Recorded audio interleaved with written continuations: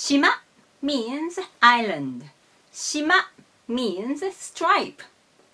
They have the same pitch accent, same sound, totally the same. But we don't usually use both words in the same situation, so don't worry about how to distinguish them. However, when we add after them, their pitch accent turn into different. This one is not a kanji, it's a mark for repeating one kanji. This mark is called odoriji, nomaten, dono-jiten. It is used after kanji to show that the same kanji is repeated.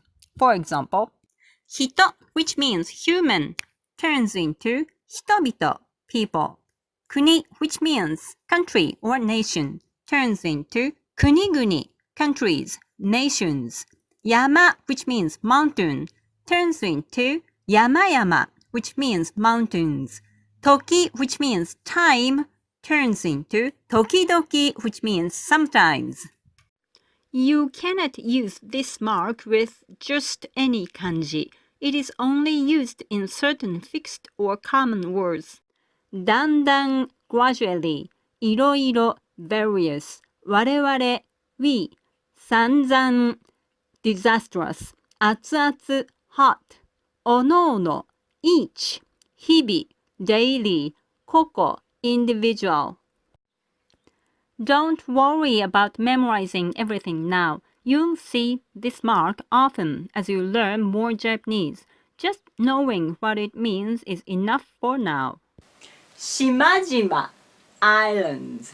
Shimashima, stripes. Shimashima, shimajima. Shimashima, shimajima. So we can say shimashima no shimajima, striped islands. In this video, I shared this mark and the fixed expressions which use this mark. Good luck with your studies.